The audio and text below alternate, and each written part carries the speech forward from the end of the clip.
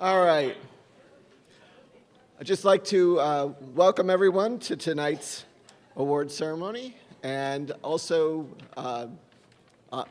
as one of the guests of honor, thank you all so very much for such a wonderful weekend. I hope everybody's having a good time. Yes? Good. Tonight's ceremony, we're going to cover 2 awards. And what we would like to do is start with the 2017 BSFS Amateur Writing Contest Award. And I would like to invite David Vaughn up here to make that presentation.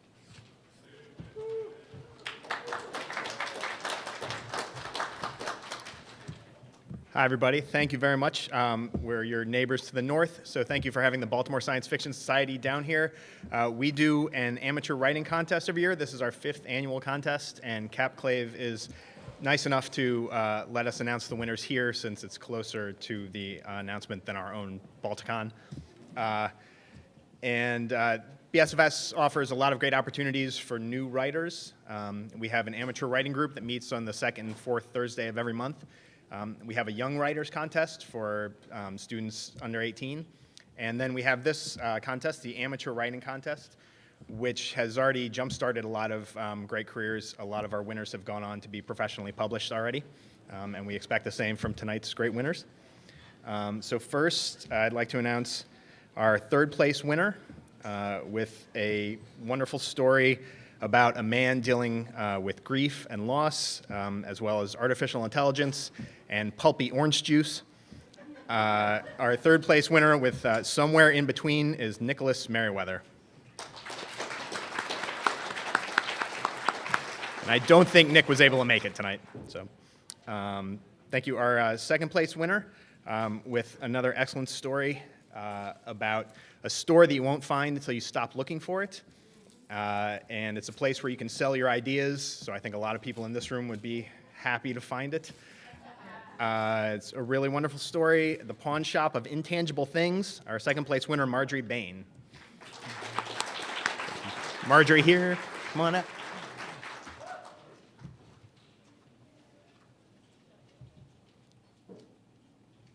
And I should say the awards come with very generous prizes courtesy of the Baltimore Science Fiction Society. 3rd place was $50. Marjorie gets a cool $100.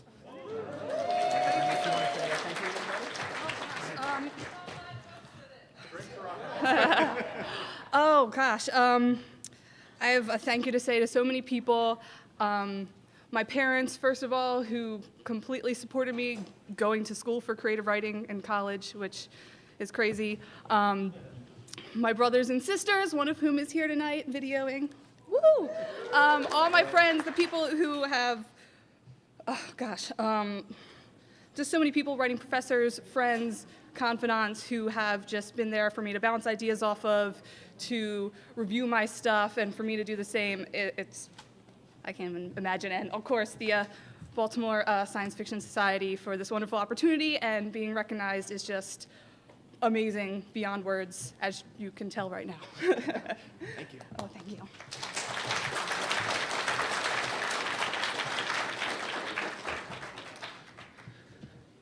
All right, and our 1st place award is for a fantasy story that really touched all of our judges. It's very moving, it's sweet and funny, and also dark and heartbreaking. It's everything you want packed into a short story about a mother raising her 10-year-old son, who in this case happens to be a bear, which anybody who has a 10-year-old son knows is exactly how it goes. So we'd like to award 1st place to the 2017 Baltimore Science Fiction Society Amateur Writing Contest to Emily Dorfer.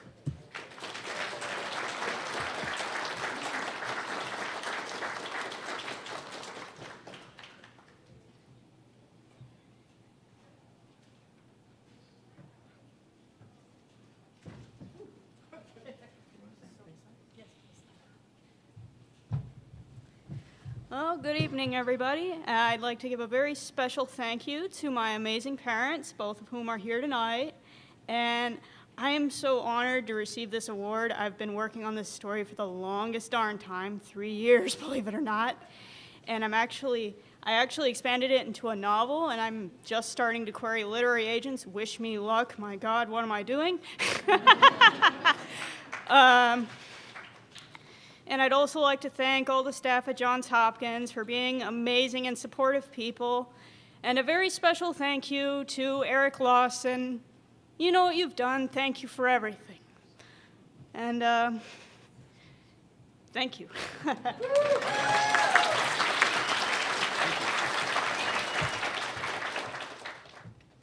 We have a late arrival, so we're going to do this one real quick. As I said before, our third place winner, who gets $50 for his great story about artificial intelligence and a man dealing with grief and loss and pulpy orange juice. Here's Nick Merriweather.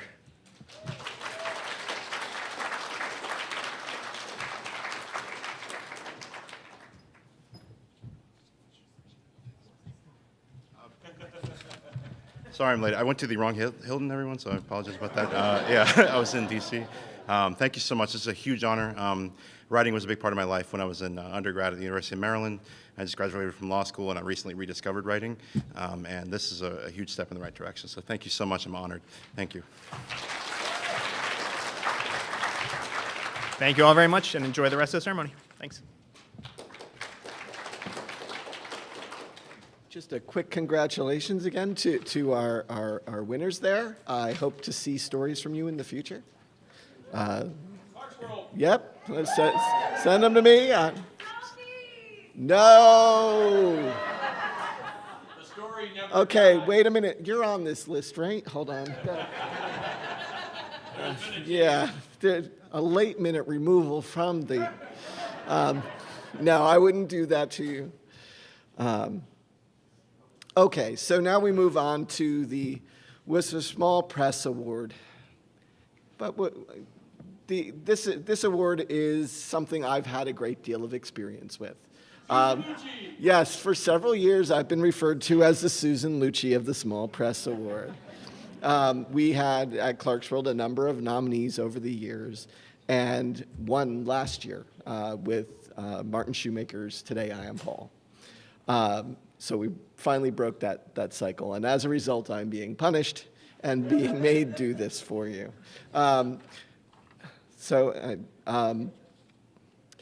This award is fairly important from my perspective as a small press publisher. You managed to highlight a lot of stories from places that might not be otherwise seen, from all parts of the world. I know we like to joke every now and then that the Australians had a stranglehold on things for a little while. But that's great that we're recognizing people from venues that might not normally get recognition in the other major awards.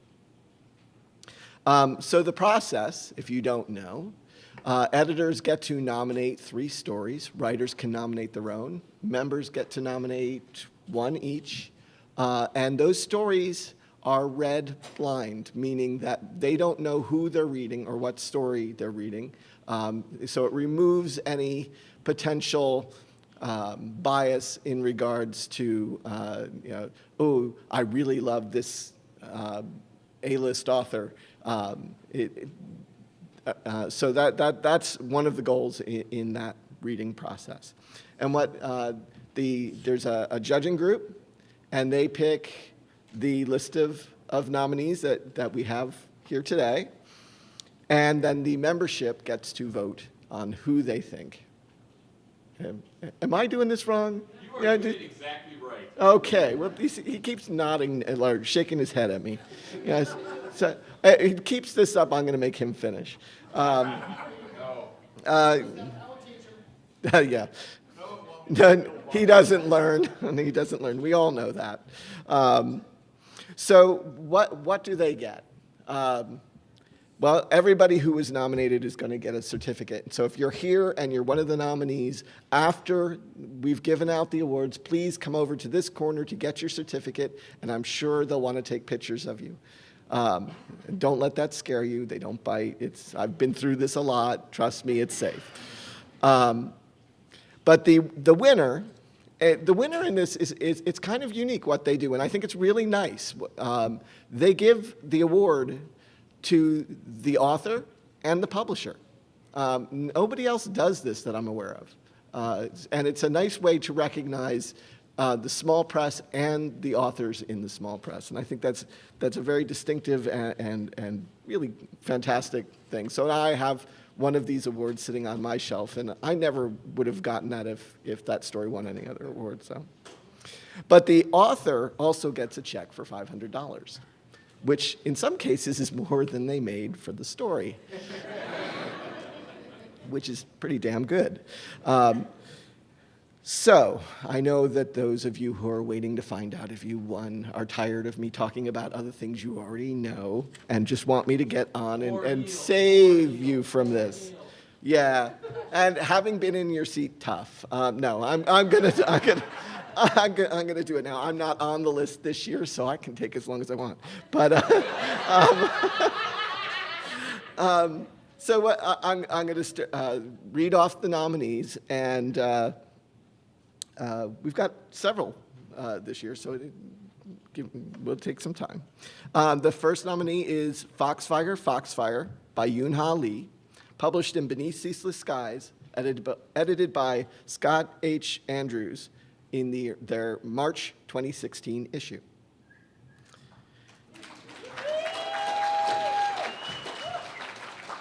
Next, we have Jupiter or Bust by Brad R. Torgerson, published in Orson Scott Card's Intergalactic Medicine Show, edited by Edmund Schubert for their March-April 2016 issue. Oh, I should have had them tell me how to pronounce this story. The Mytilenian, I got it, Delay by Neil James Hudson in Hyperpowers, edited by Bascom James, published by Third Flatiron Publishing in May 2016. Next, we have Only Their Shining Beauty Was Left by Fran. I've never heard of her. This is what you get for messing with me on zombie stories. By Fran Wild, a good friend who probably didn't deserve that. Published in Shimmer Magazine, edited by E. Catherine Tobler in September 2016. Next, Radio Silence by Walter H. Hunt in Alien Artifacts, edited by Joshua Palmatier and Patricia Bray, published by Zombies Need Brains. Please don't hold that against them, 2016. Next, we have A Salvaging of Ghosts by Aliette de Bodard, published in Beneath Ceaseless Skies, edited by Scott H. Andrews, March 2016.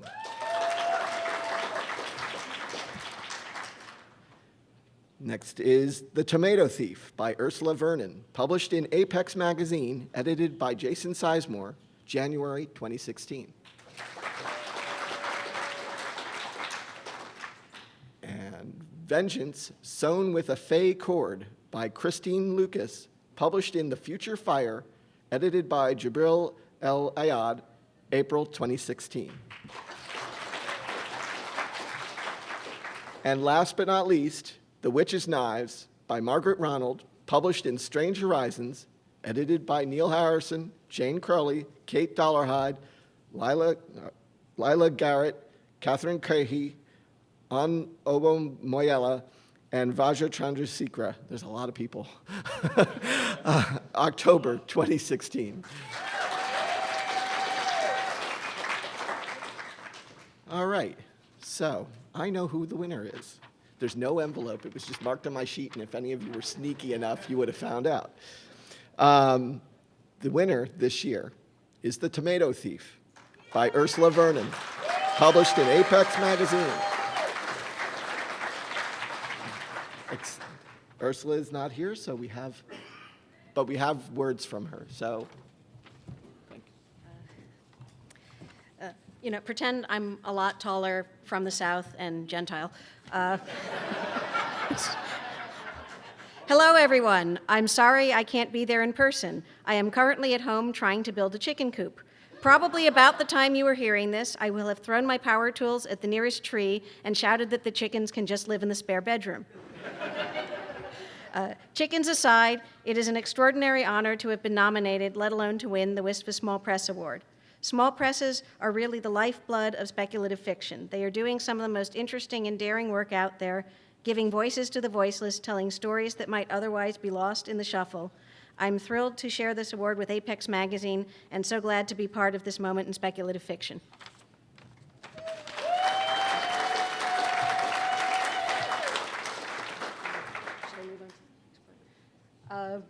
I will. Yeah, and sort of as the now chair of Capclave this year, thanks, Elizabeth. To be fair, as the runner-up who had to step in when the winner was unable to fulfill her duties, Elizabeth did get me a tiara, which I felt I was entitled to. I want to thank my committee, who did a huge amount of work, and thank the WSFA Small Press Award Committee, and in particular, Carolyn Frank, who is the admin, which means not only does she have to read all the stories, but she has to check to make sure they did actually follow the rules, which, as all the editors in the room know, despite the fact that you write them down, a surprisingly large number of people don't. And then she has to anonymize the stories, which is not always all that easy. So, she does the hard work, whereas they're just magically presented to us, blind for us to read. So thank you, Carolyn. It's also a tradition here at Capclave to give gifts to our guests of honor. So if Neil and Ken could come up, we have a little something for them.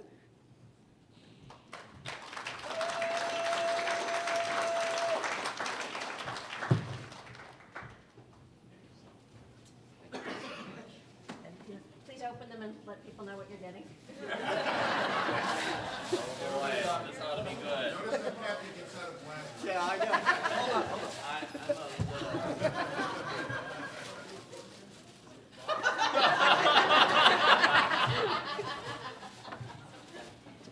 Oh, wow.